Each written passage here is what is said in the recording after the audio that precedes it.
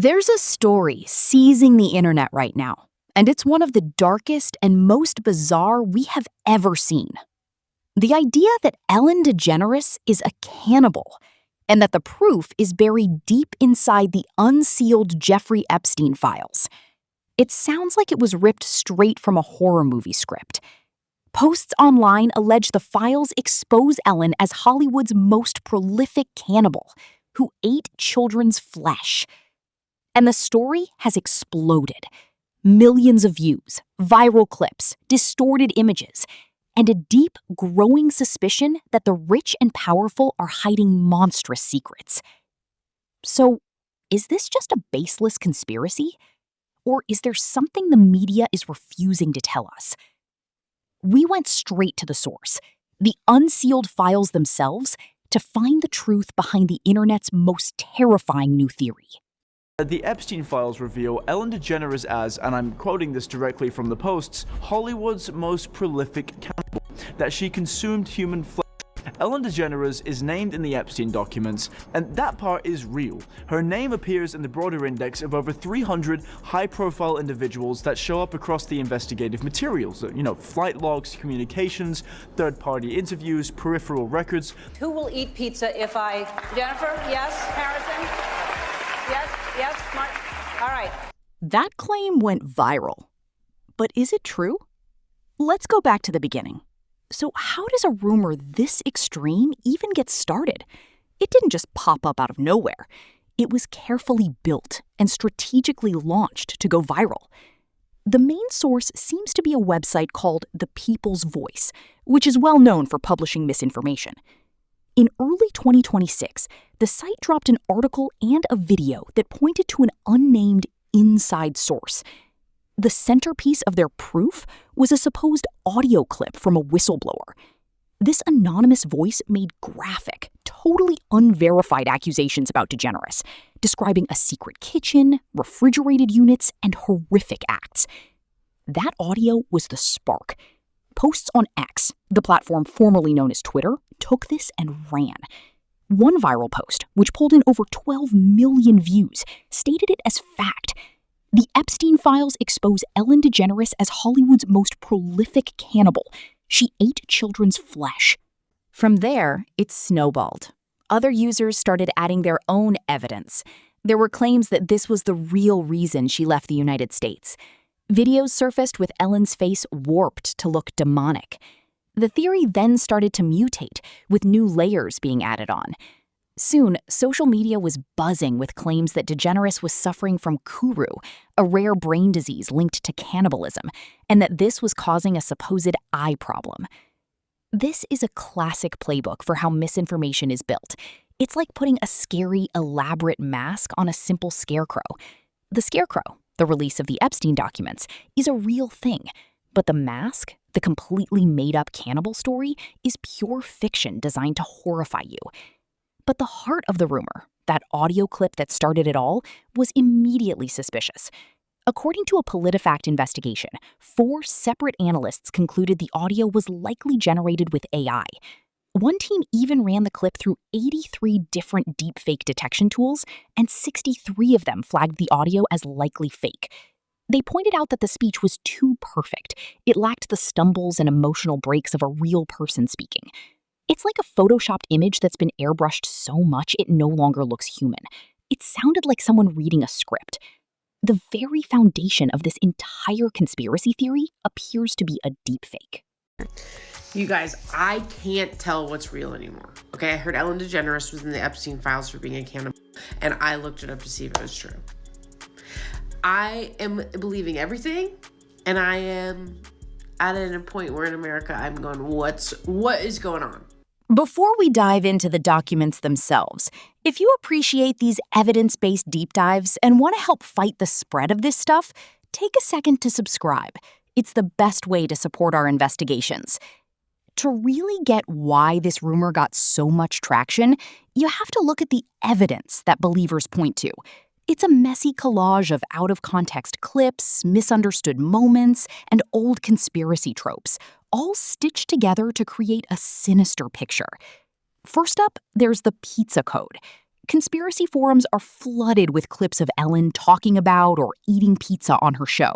Crazy idea that I will order pizza. And so if I do, I don't want it to go to waste. Who will eat pizza if I... Jennifer, yes? Harrison? Back in the day, too. So we went there and you take a boat, you get on a boat, you cruise down.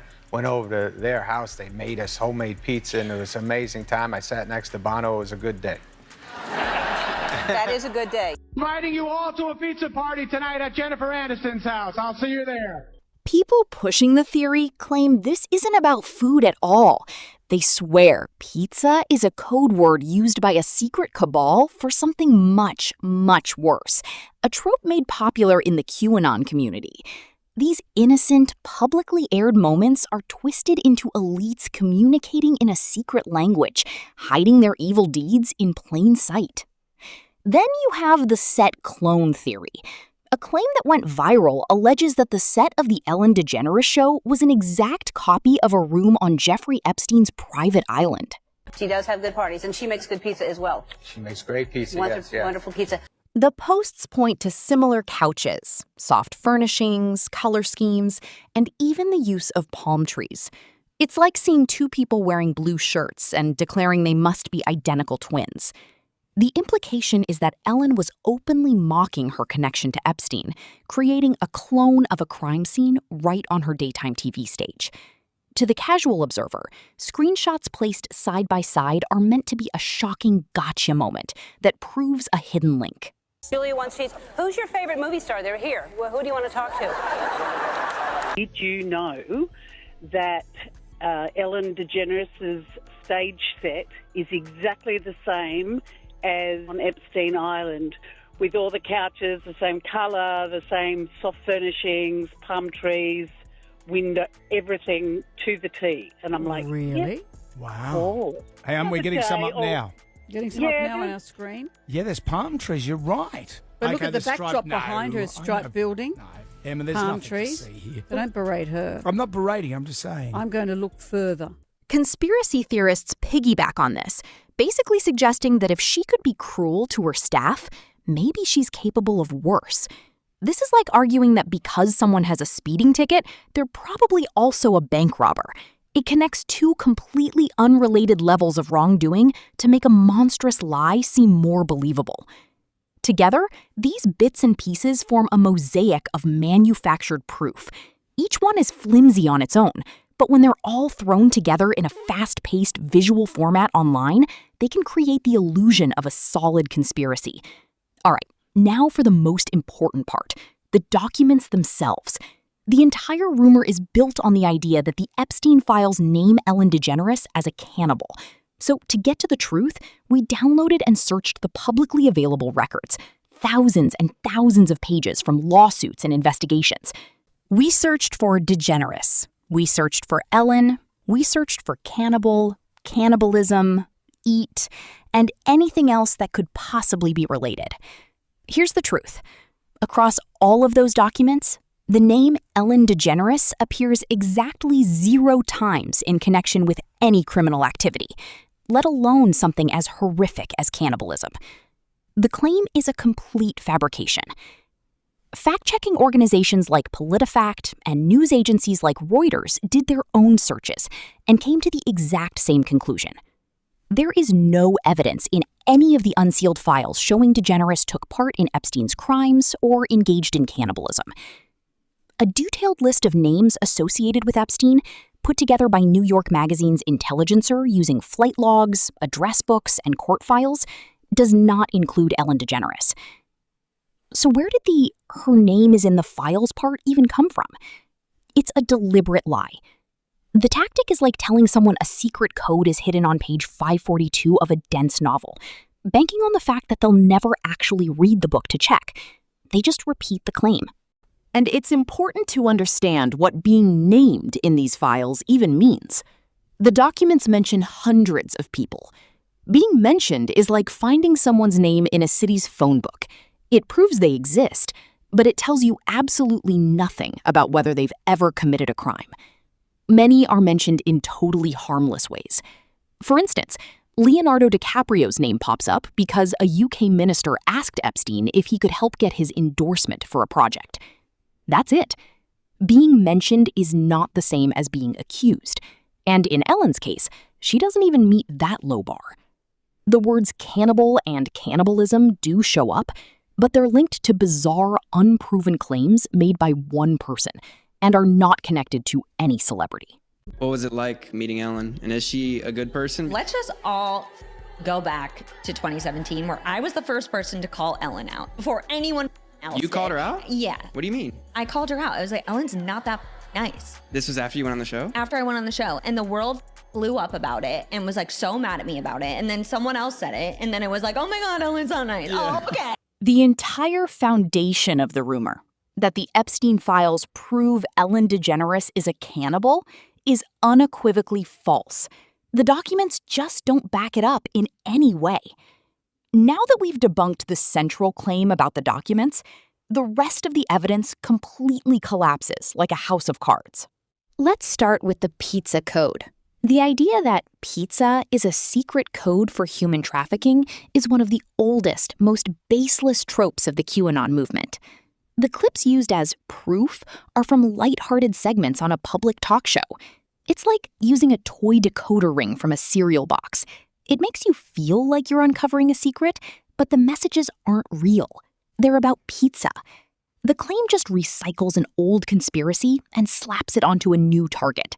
There is zero evidence connecting Ellen, pizza parties, or any of her guests to Jeffrey Epstein. Next, the set clone theory. This is a perfect example of pattern seeking, which is the same impulse that makes us see faces in clouds or figures in wood grain. The design elements they point to, palm trees, neutral couches, are incredibly common. You're just forcing a connection between random dots that aren't really there. When you actually look critically at the photos, you see that while both have a tropical vibe, the architecture, furniture, and layouts are completely different.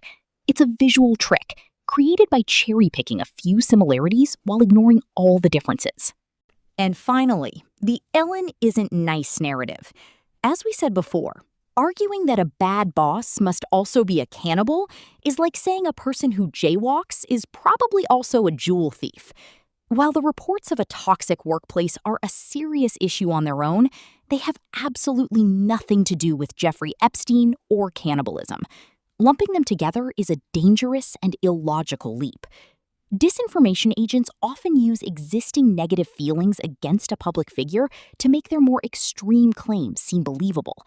They're betting that if you already think someone is a bad person, you'll be more willing to believe they're capable of anything. Every single piece of this theory is either a total fabrication, a wild misinterpretation of an innocent event, or a straight-up logical fallacy. It's a conspiracy built on deepfake audio, recycled QAnon tropes, and a complete distortion of the public record. So, back to our original question. Is Ellen DeGeneres named in the Epstein files as a cannibal? Based on every available public document and extensive fact-checking, the answer is a hard no. This rumor is a masterclass in modern misinformation. It's like a conspiracy theory sandwich. Two small, stale slices of truth. The Epstein files are real and Ellen faced bad press, with a giant, rotten filling of lies packed in between.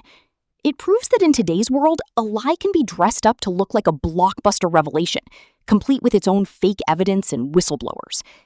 This story isn't just about Ellen DeGeneres. It's about how easily fiction can become fact in our online echo chambers, and how celebrity names can be used as pawns in a bigger game of chaos and conspiracy. It's a chilling reminder to question what you see online, especially when it seems too shocking to be true. What is the wildest internet rumor you've ever come across? Let us know in the comments below.